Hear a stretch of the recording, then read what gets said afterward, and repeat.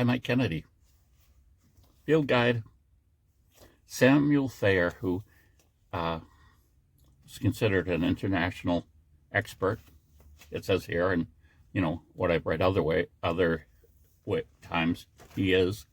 I have his 3 other books. So each of those, one's 500 pages, and there's only like 40 plants discussed in each one of these 3 books that he's written. And so I didn't realize a field guide was in the works. So this is the results. Sam Thayer's Field Guide to Wild Edible Plants of Eastern and Central North America. So in other words, if you're living in California, this book wouldn't be for you. But it's just, well, first, it's a field guide, but it's big, okay? 3.4 pounds. You're going to carry it with you, maybe in a backpack or over the shoulder pack. But it has a lot of information on it. It has range maps. It even tells you if the plant is considered like rare or something like that. It even tells you how hard it is going to be to identify it. ID difficulty 1 here on field pepperweed from the mustard family. And you can see this range map. Well, this particular range map, now that I pick one out, that this grows in the west too, but it's got to grow in the central or east of North America. Yeah, North America, yeah. But it's really good. The photographs in it are really outstanding, but there's a lot of information packed into these, talking about what parts are edible. And this has a key. If you're not familiar with the key, it's like scientists, you asking a scientist 20 questions, kind of. Oh, does this plant have a, let's say, opposing leaves, like one opposite the other on the stem? So that would be yes or no, and it would go to something else. Or it might say the arrangement of the leaves is, if it's opposing, you go to this page in the key, this part of the key, and if they're alternating, in other words, there's a leaf on one side, then a leaf on the other side, then a leaf on the other side, like that, that's alternating. So you might have those 2 choices, and depending on the plant you're looking at, you would pick that. And you further progress in the key until you get down to knowing what it is. Now, of course, this book is over 700 pages long, and it covers 700 plants. So obviously, it's not going to be as in-depth as his other books about each plant. I think he spent, one of the last book I got from him, he actually had 50 pages on, were very interesting, on maple syrup, and what he's done too is, which I think is really good, is he's gone back a lot of times, certainly those ones that he tested, but he said there were certain plants that had kind of a confusing history. And so he actually went and got that plant and ate it and stuff, or whatever he needed to do. So there's going to be very few copied errors. Now, what I call a copied error is Yule Gibbons said something, but there was a mistake. Then that mistake got put into this book, and eventually ends up in a guide like Peterson's Guide to Wild Edibles. And that mistake is incorporated still in, because it was information that was passed on, but no one realized that the original reference was mistaken ID, or Yule Gibbons is the case of him talking about milkweed, and there's a thought that some of the time what he was talking about milkweed, he had misidentified, and it was really dogbane, which is considered a plant you don't want to eat. So, but that that creeps up in books in being a repeated error for milkweed. So usually he's got several different sections on milkweed as he wrote these 3 books. Of course, he updated that information, and so he kind of did it with this for certain plants that had questionable lineages or questionable edibility or whatever. But it's just a lot of information on each thing. Here's the common thistle plant here, and again, you've got the key. So, and it's got a little ruler on each one up here. It's just, the page has got a lot of information on it. What part of the plant you would eat. Conservation. He's got a little line here in each one, and it goes from 1 being really plentiful to 3 being, kind of scarce, and so that gives you an idea of whether you want to be harvesting that or not. But it's just packed full of information. Here's one of the sections, a page of a key.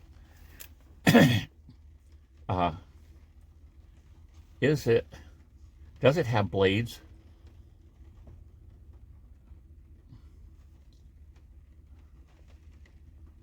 Or other types? I'm just looking at it as I'm doing it, but it will break it down. But there's a word in here I don't know. So what's nice is that you could say the good thing about keys is they get you a more certain ID, but the problem is you have to learn scientific terms. I mentioned alternating and opposite, but there's a lot of other terms, and luckily he has a glossary, so we can look up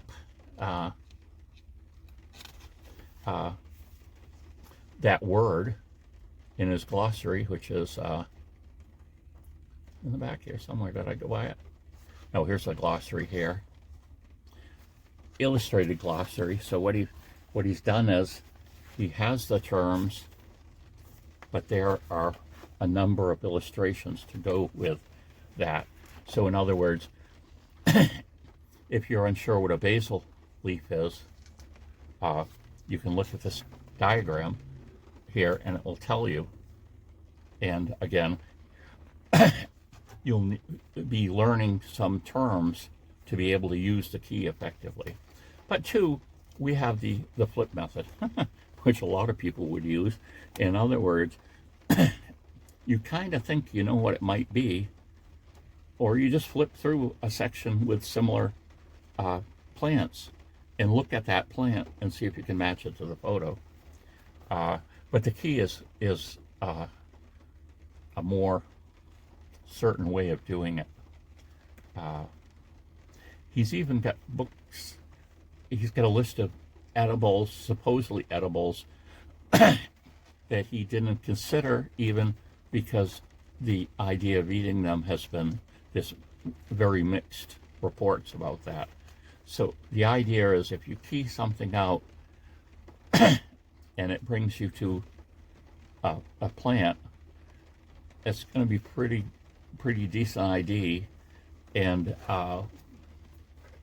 if you can't key it out, it's, well, and you know how to use keys, if you can't key it out properly and nothing seems to fit, that means, at least according to him doing this key, it wasn't an edible plant at all. And that should tell you something. But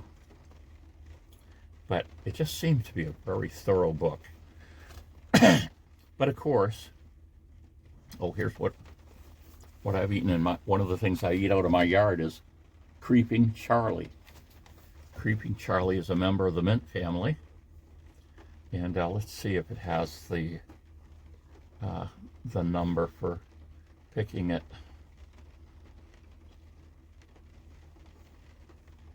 ID difficulty 1. So it's telling you it's going to be, this is fairly easy to identify, but usually considered a weed. Habitat: lawns, forest fields, bushy areas, from full sun to moderate shade. Prefers moist soil with moderate to high fertility. It's introduced. In other words, it wasn't a native plant. So he does give that distinction too in a lot of them, but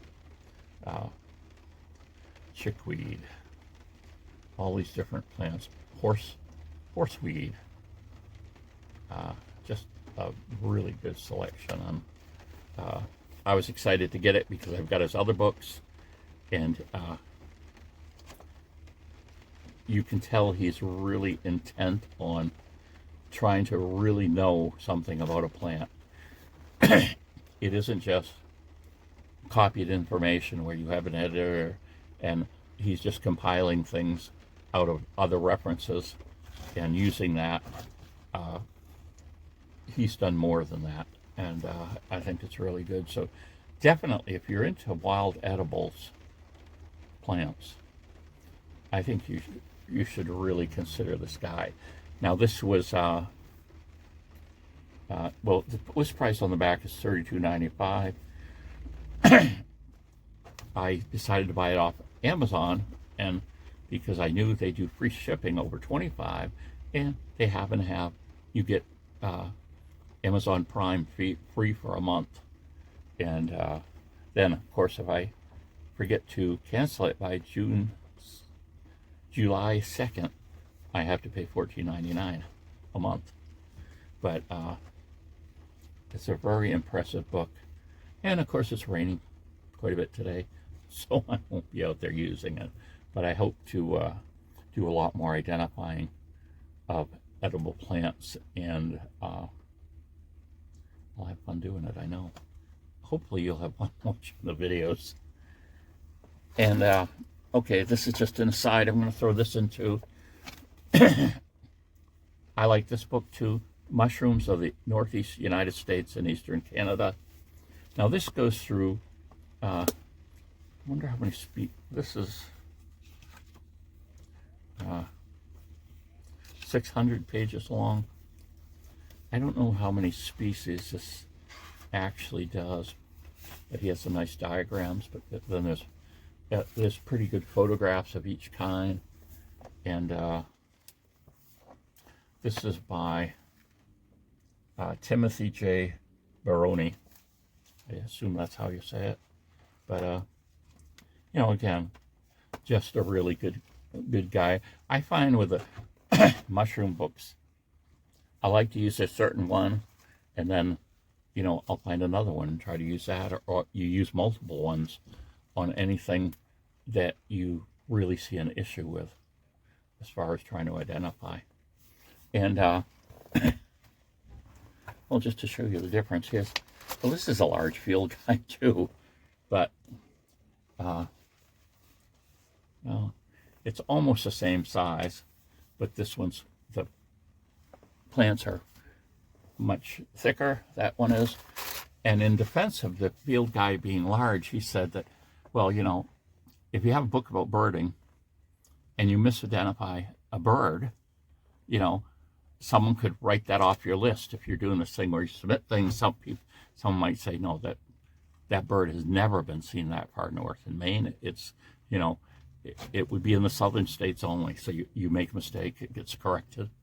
But of course, you make a mistake with a wild edible, you could be sick, or you could poison yourself to a serious extent that you perhaps could even die.